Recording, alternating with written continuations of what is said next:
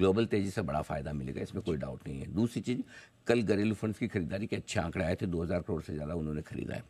तीसरी चीज़, अभी भी एफआईज की तरफ से खरीदारी के आंकड़े नहीं, लेकिन पूरी उम्मीद कर सकते हैं कि आज वीकली एक्सपायरी और 4 सेशन बाद में आपकी मंथली एक्सपायरी के पहले आपके शॉर्ट कवरिंग के पूरे आसार बनेंगे। ठीक है, तो एफआईज भी शॉर्ट काटेंगे।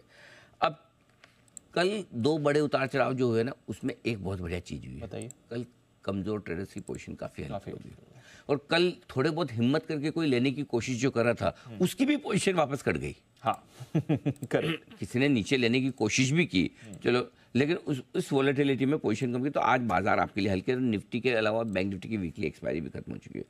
अब एक जो सबसे इंपॉर्टेंट लाइन है वो काम की है, और वो ये आपके कई सारे सवालों के जवाब दे देगी। 21,700 पिछले 2 दिनों का लो, 45,828 का कल लो बनाया था बैंक निफ्टी पे, यानी 45,800। ये पिछले 2 दिनों के लो आसानी से नहीं टूटेंगे, आसानी से नहीं टूटेंगे। ऐसे में आज के लिए जो सबसे इंपॉर्टेंट लेवल है 22,000, 22,050, ये कंजेशन जोन है। ठीक है। आज बढ़िया तेजी तब बनेगी जब आप 22,050 के ऊपर ट्रेड करेंगे। एक बार 22,000, 22,050 पे पहुंचेंगे, वहाँ प्रॉफिट बुकिंग भी आएगी, आने दीजिए। 21,900, 21,925 पे फिर एंट्री करना है। तो गैप से खुले तो ऊपर देना है और फिर नीचे लेना है। अगर आप ट्रेडर है तो, अगर आप ट्रेडर, हाँ अगर आप ट्रेडर तो 22,000, 22,050 पे चाहें तो एक बार प्रॉफिट बुक कर सकते हैं। ओके। वापस 21,900, 925 पे एंट्री कर लेना, बस।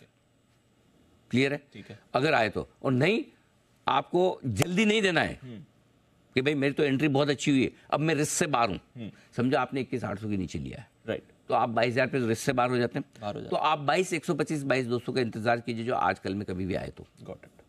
क्योंकि आपके पास कुशन है। कुशन है, आपको कितना खाना है वो आपके डाइजेशन सिस्टम पे डिपेंड करता है। तो अगर आपके मतलब है कि मैं तो ज़्यादा खा लूँ तो मैं हजम ही नहीं करता, तो फिर आप 22,000, 22,050 पे देके वापस 21,900, 925 पे इंतजार कीजिए। नहीं तो पकड़ नहीं बेचूंगा। आओ 22,000 के ऊपर टिकने दो, शॉर्ट कवरिंग तो आएगी। 1 करोड़ से ज़्यादा शेयर खड़े हैं कॉल राइटर्स, काटेंगे। वीकली एक्सपायरी है, काटना ही पड़ेगा। और हो सकता है फिर आपको 22,125, 22,200 की रेंज मिले, तब बेचेंगे। ऐसा है। सो आपकी पोजीशनिंग आपको करनी, लेवल्स में आपको सामने। तो ये आपके सवाल का जवाब। अब आइए बैंक निफ्टी के लिए 46,650, 46,800 इस रेंज को एक बार टेस्ट करेंगे। उसके बाद 47,000 के आसपास की लेवल है जो इंपॉर्टेंट। तो आई थिंक ये 2 हायर लेवल है आज जो बाजार टेस्ट करने की कोशिश करेगा, और वहां से देखेंगे फ्रेश तेजी बनती है या प्रॉफिट बुक। बड़ा गैप मिल रहा है, अनएक्सपेक्टेड मिल रहा है, एक बार गैप से खुलने के बाद थोड़ी प्रॉफिट बुकिंग आ सकती है, क्योंकि बहुत सारे लोग फंसे हुए हैं। यस, और उनको निकलना है। करेक्ट। तो निकलना तो आने दो। आने में आपको वापस एंट्री कहाँ करनी है, देखिए। तो एंट्री आपको 21,900, 925 पर करनी है निफ्टी में। और बैंक निफ्टी पे आपकी एंट्री होगी दीप 46,300, 46,400 के रेंज में वापस आए, एंट्री कर लीजिए। डन, ठीक है। अब सबसे बड़ा सवाल, मिड और स्मॉल कैप्स। आप छोड़ोगे नहीं। ये तो पूछना ही है सर, ये सब एक्चुअली सब जानना चाहते हैं, क्योंकि मूव यहाँ पे शार्प। कल एक चीज़ मैंने बहुत आपको ऑनेस्टली बोली थी, और मैंने कहा भी कि इसको फॉलो करो। उपवास करने की राय दी थी 5-6 दिन के लिए, कल या परसों बोला था जी। क्या फ़र्क पड़ेगा 4-5 दिन अगर स्क्रीन नहीं देखेंगे तो क्या हो जाएगा? कुछ नहीं होगा। अगर आपने जो कंपनियों में पैसा लगाया वो बंद हो जाएगी? नहीं।